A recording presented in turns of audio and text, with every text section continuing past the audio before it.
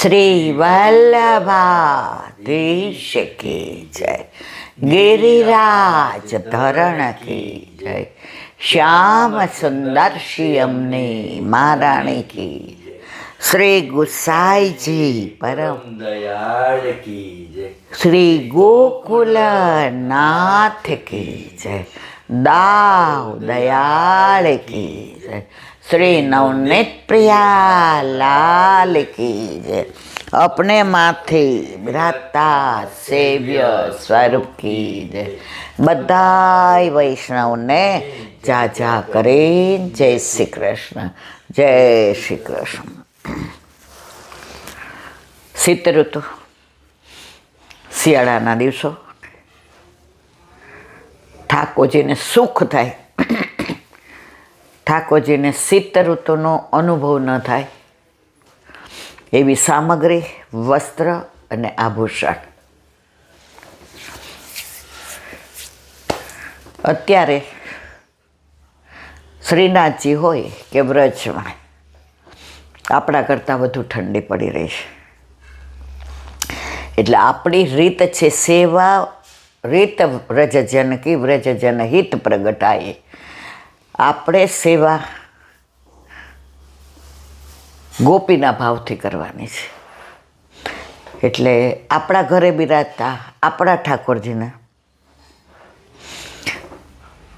આજે જ એક જણે ફોન કરીને પૂછ્યું કે ઈલાંટી મને અડદિયા નથી આવડતા,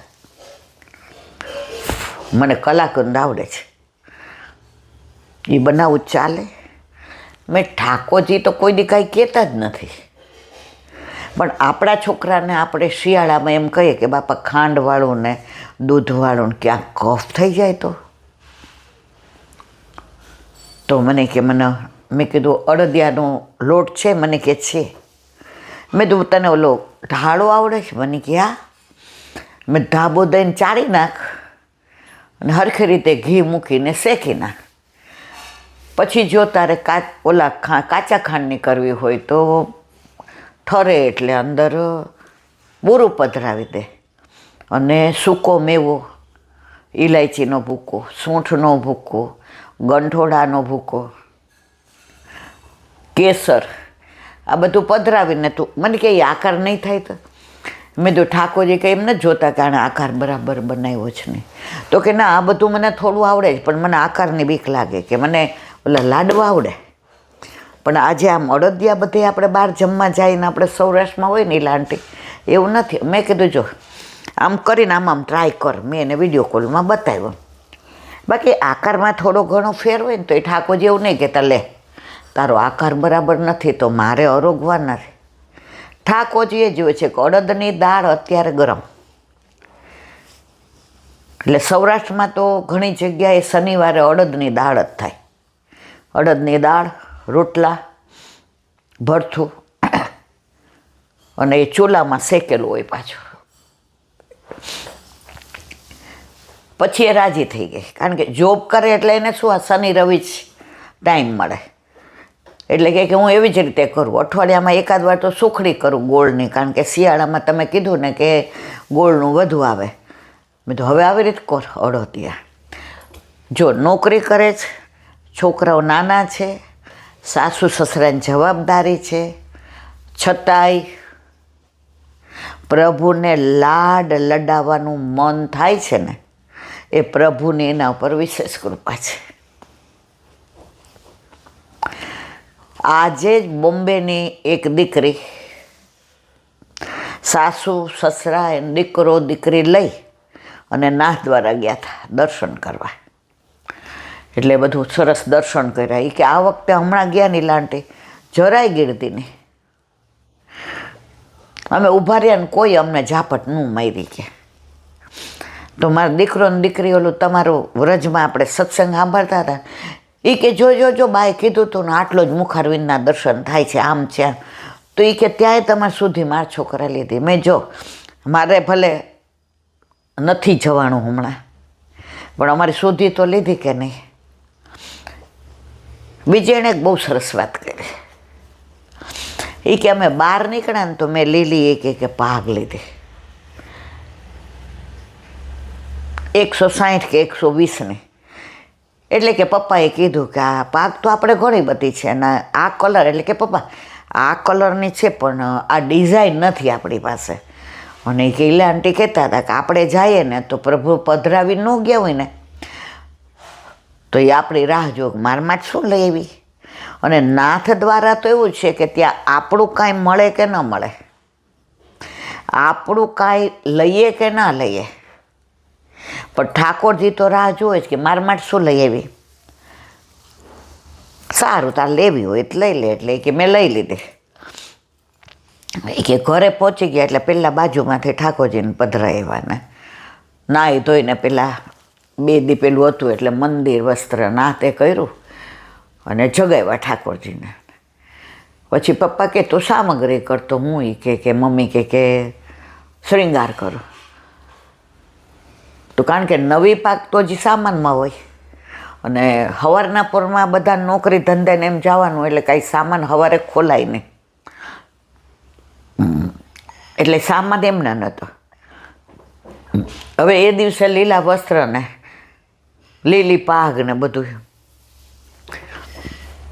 તો બધા જૂના શિંગાર કાઢ્યા, લીલા વસ્ત્ર ને લીલા આભૂષણ ને લીલી પાઘ. એ કહેલા આંટી 15-20 મિનિટ પપ્પાએ ગોતી પણ મળી જ નહીં. પછી મને કે જો ને એ કે આની અંદર, કે પપ્પા નથી મળતી. એ કે ઓલી નવી લાવ્યા છે જો એમાં ઉપર જ હશે. એ કે ડબ્બીની અંદર કે જોયું ને તો ઉપર ડબ્બીમાં હતી ને એ દીધી. એટલે કે મારા સસરા તરત બોલ્યા. એ કે ઠાકોરજી ખરેખર રાહ જોતા હોય છે કે મારા માટે શું લઈ આવી. જો મૂર્તિ માનીએ તો કાંઈ લઈ જવાની જરૂર નથી, કારણ કે મૂર્તિ તો એક ખાલી બસ તમારી શ્રદ્ધાનો, પણ આ તો સાક્ષાત મચલે છે, સાક્ષાત જતા હોય. પછી કે શૃંગાર કર્યા દર્પણ દેખાડ્યું ને તો બધા એ જ કહેવા માંડ્યા ઠાકોરજીએ મંગાવી હતી કે મારા માટે આ લઈ લે. પણ આપણે બધા કહેવા કે આટલી બધી તો છે,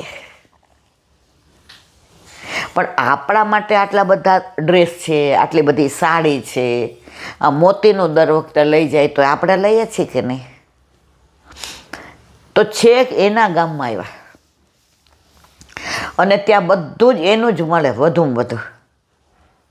અહીંયા વેચતા હોય ને એને પૂછીને ક્યાંથી લાવો તો કે નાથ દ્વારાથી. તો કે લીલી પાક ધરાવી તો મારા પપ્પા તરત મારા સસરા બોલ્યા. જોયું એ કે બેટા મેં તને કીધું તું કે રહેવા દે. તે કીધું ના આપણે કાંઈક તો લઈ જવું જોઈએ. ઈલા આંટી કહે છે કે એમના ખાલી હાથે ન જવાય. અને એ કે પછી શૃંગાર વડા કરીને બધું મૂકવા ગઈ ને ત્યારે ઓલી ભાગ મળી ગઈ હતી. એટલે આજે પણ આ બધું બને છે. જો તમે પ્રભુને સાક્ષાત માનો તો જ્યાં સુધી આપણે ચારે બાજુ ભટકીએ છીએ ને ત્યાં સુધી ઠાકોરજી સ્થિર છે. ત્યાં જેટલું ફરવું એટલું ફરલે, જેટલું બધે જવું એટલું જાઓ, હું તારી રાહ જોઉં છું. પણ જે દિવસે આપણે સ્થિર થઈ જશું ને ત્યારે ઠાકોરજી મચલશે. એ કે હવે તું મને જોવા માટે, હવે તું મને માણવા માટે, હવે તું મારી સન્મુખ રહેવા માટે સ્થિર થઈ ગઈ. હવે મને ખબર તું ક્યાંય નથી જવાની. કે કોરોનામાં બધાય મારી પાસે રહેતા, કોઈ જાતા જ નહોતા ને. એ કે ગોપીઓ પૂછે હમણાં એ કે બહુ મોડું થાય છે. એ કે હમણાં મેળ પડી ગયો છે, કારણ કે આ બધાને લૌકિકમાં ક્યાંય ન જવાનું હોય, કામવાળા ન હોય એટલે કામની ઉતાવળ ન હોય,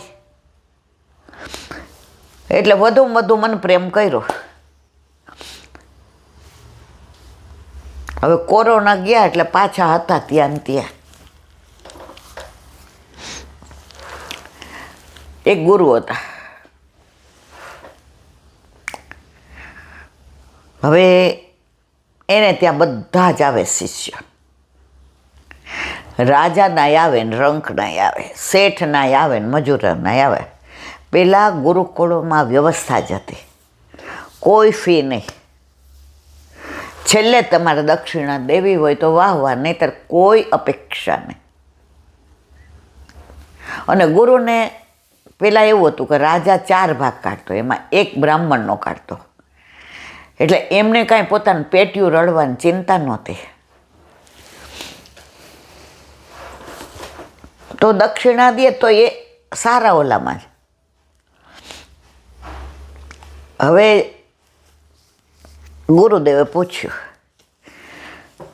તમે બધા એક સમય આવ્યા છે અને એક સમય હવે તમારે જવાનું, પછી મહિના પછી બીજો બેચ ચાલુ થશે. એટલે એક શિષ્ય હશો કે મહિનો ગુરુદેવ અમારા વિના તમે શું કરશો? એ કે રોજ તમને યાદ કરીશ કે મેં આ પ્રશ્ન પૂછ્યો ત્યારે તે કેવો જવાબ આપ્યો હતો, તે આ પ્રશ્ન પૂછ્યો ત્યારે મેં તને કેવો જવાબ, અને મારું ધ્યાન, મારું તપ, મારા શ્લોક હું બધું મારું કરીશ મહિના. એટલે પાછો આવતા વર્ષ માટે તમારા પછી જે આવશે ઉપદેશ ત્યારે જ અસર કરે કે અમે આપવાની સાથે અમારા આચરણમાં ઉતારતા હોઈએ.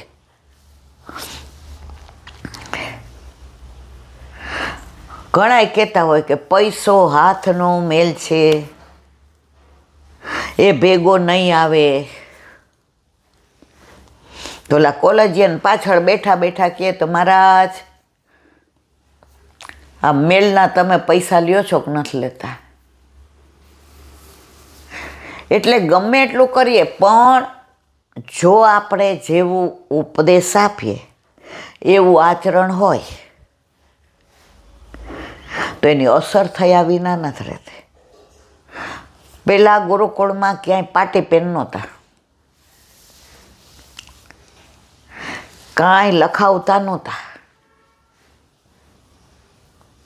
અને છતાંય બહાર નીકળતા તો કેવા કેવા બધાય તૈયાર થઈ નીકળતા,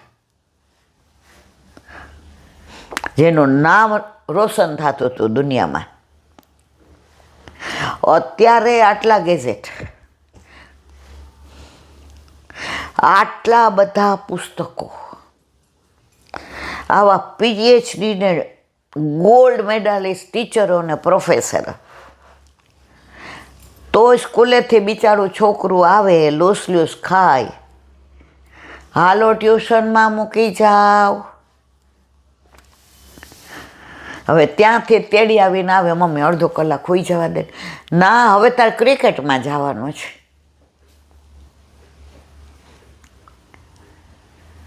તો આ પહેલાં જે ગુરુઓ ભણાવતા ગુરુકુળની અંદર, આપણે કોઈ દિવસ પાટી પેન, તમે પાટી પેન લઈ જતા હતા, અમે પાટી પેન લઈ જતા. એટલે અમને ઓલું એકોથી દાણ હોય ને એ તરત આવડી જાય, પણ 11થી 20 થોડી વાર લાગે. એટલે ઘરે જઈ પાટી પેનમાં 5-5, 6 વાર લખીને ભૂસી નાખીએ, લખો માંડો ને ભૂસો. પછી સરસ. અને ટીચરો પેલા કેવા હતા, પૂછે બોર્ડ ઉપર 11 એકોનો પાડો કોણ લખશે? એટલે એમને ખબર હોય, જેને બહુ નથી આવડતું એ 11નો જ બોલે, કારણ કે 11 એકો 11, 11 દુ 22. પછી 19નો આવે ને એટલે હું હાથ ઊંચો ન કરું, મને ખબર. એ કે ચલો હવે 19નો પાડો કોણ લખશે? બધાનો વારો આવી ગયો. જસાણી ચલો, હું રાજી થાવ. પાટીમાં ઓલું લખ્યો 5-5, 6 વાર એટલે મગજમાં ફિટ થઈ ગયું હોય. આપણે નહોતા ટ્યુશન, નહોતા કોઈ એક્સ્ટ્રા ક્લાસીસ. મને બરાબર યાદ છે, ઘરે આવીએ ને જમી લઈએ, લેસન, પહેલાં તો એવું હોમવર્ક ને એવું કાંઈ નહોતા બોલતા, લેસન કરી લઈએ, અને પછી ટાઈમ ટેબલ પ્રમાણે ગોઠવીને થેલો મૂકી દેવાનો, બીજે દિવસે જાય ત્યાં રડવાનો. પછી પાંચિકા, જો ગરમીને એવું હોય ને તો ઘરમાં પાંચિકા ને ઇસ્ટોન, અને જેવા 4:30-5 વાગે એન ઘેન ગાયનો. પછી તો તમારે જુઓ તો સંતા કુકડીને, છુપા છુપીને, ઊભી ખોને, બેઠી ખોને, ધમાલ ધોકો ધમધમ થાય ને પાછું વળે એનું મોં. કેવા આપણે બધા હતા. તો અત્યારે આપણે બધા 70 વર્ષે ભલે હવે ઉંમરના હિસાબે થોડા તો પહેલાં થઈએ. અત્યારે તો આ 40 વર્ષના ઓલા ડૉક્ટરને ત્યાં ગયા હતા, બાજુમાં બેઠી હતી, મને કે ઘસારો કીધો છે પણ કસરત કીધું. એણે કીધું ઉંમર નાની છે એટલે તમે આ એક્સરસાઇઝ ને બધું કરો, પલોઠી નહીં વાળવાની. દાદ અરે જે વસ્તુ આપણે 70, કારણ કે આપણા છોકરાઓ જ કે બહાર તમે શેરીમાં કોઈ રમતા તમને છોકરા ન મળે. કેમ? ગેજેટ. આજે આપણા હોય કે બહારના હોય, જેવા મહેમાન આવે કે વૈષ્ણવ આવે ને, ગમે એનો મોબાઈલ લઈને બહારનું આડું કરીને એ બેસી જાય કે હાસ હવે બા. અને સૌથી વધુ બીક મારી, હવે બાનું ધ્યાન નહીં જાય. તો બધાને ઘરે આ જ છે. માય કાંગલા થઈ ગયા છોકરાઓ, માય કાંગલા. સ્માર્ટનેસ આમ ખુમારી એ કરે. ઊંધે રસ્તે ચડી ગઈ, પણ મારે કહેવું જ ત્યાં છે. આમાં આપણે બધાય ભેગા થઈને એને બહાર રમવા મોકલવા પડશે. એકબીજાની હારે ભળશે, રમશે, એકબીજા મારશે, એકબીજા વાલ કરશે, એકબીજા ભેગા થશે, તો એમના વચ્ચે બોન્ડિંગ વધશે. આ તો આપણા બધાના છોકરા એકલા જ પડી ગયા છે. હાંજ પડે એટલે બોલે શું કરું. અને અમને ખબર છે સાંજે બા છે ને આરતી બધા હારે જ ગાવાની, જય જય શ્રી યમુનામાં, જય જય ધન્ય શ્રી યમુના, કૃપા કરી શ્રી ગોકુળ વ્રજ સુખ આપજો. પુષ્ટિ માર્ગના 5 તત્વ. તુમ શરણાગત આયો શ્રી વલ્લભ તુમ શરણા, એક પલક જો રહીએ વનરાવન, પરમ કૃપાળુ અને ગોવર. આટલું તમે ગમે ત્યાં રમતા હો, તમારે આવી જવાનું રાતના, નહીં તો નદી પર્વત રમે ત્યાં તમને જવા ન દે. એ ત્યારનું બધું અત્યારે મોઢે છે.